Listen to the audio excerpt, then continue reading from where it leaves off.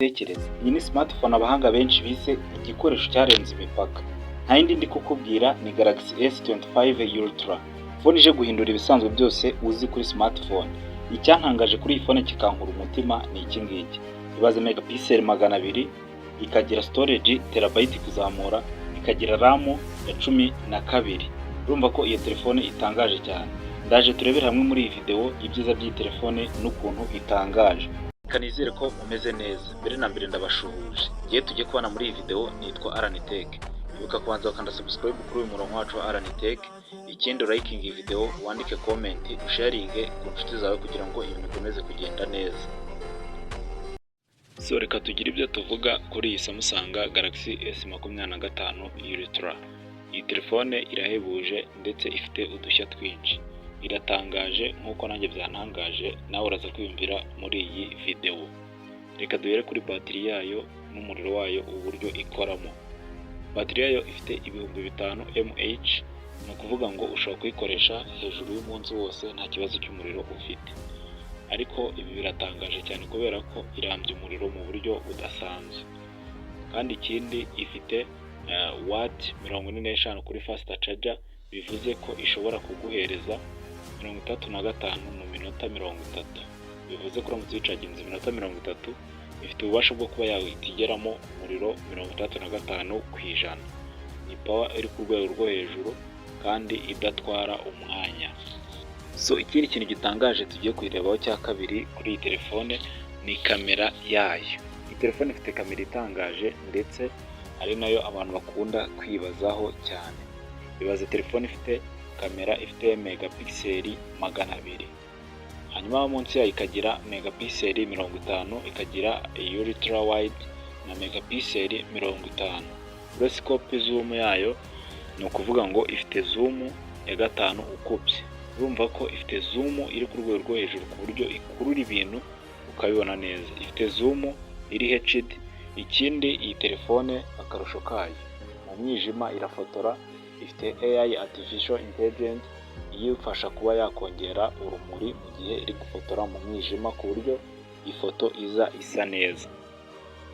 Ikindi iyi telefone ni karemano kubera ko ifite studio yayo iremewemo imbere muri kamera, nka ziriya twakita DSLR, ziriya kamera ziba zirenze, niko twabibara. Hanyuma twihuse cyane tujye kuri performance yayo. Ifite AI processor nshya ya Samsung. Ni ukuvuga ngo iyi ngiyi isoma ibintu ku buryo bwihuse. Iyi nayo iratangaje kubera ko ikintu ushyizeho kamera, washyizeho AI artificial intelligence cyangwa se AI processor nshya yayo, ifite ububasha bwo kuba yahita ikigusomera ikakigusobanura neza kandi byihuse. Ni ukuvuga ngo igira screen iri HD ku buryo ikintu uri gukoraho uba ukireba neza kandi mu buryo ibikoramo iba yihuta. Ikindi kintu gitangaje kuri iyi telefone, RAM yayo. RAM na storage zayo nabyo ni agahebuzo.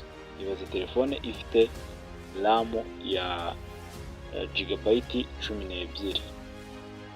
Gigabyte 12 urumva ko ni nini cyane ugereranyije n'izindi phone usanga zifite gigabyte 4, gigabyte 6 ugasanga ziriruka. None ibaze ifite 12 mu buryo ibigendamo.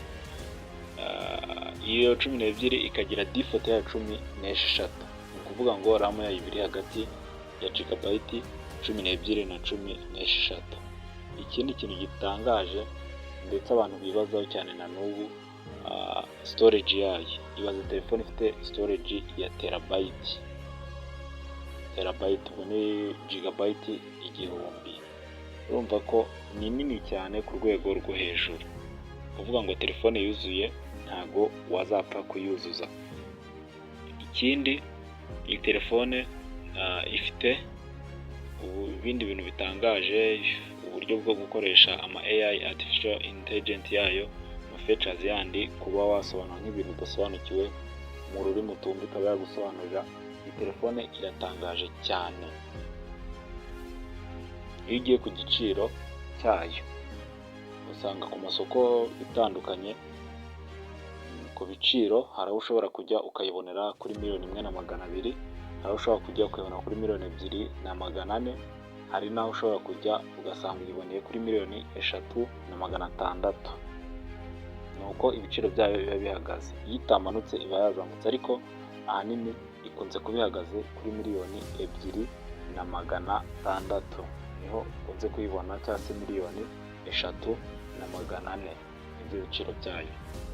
Ibi byose nibyo bituma Samsung Galaxy S25 Ultra yitwa smartphone itangaje y'umwaka wa 2025.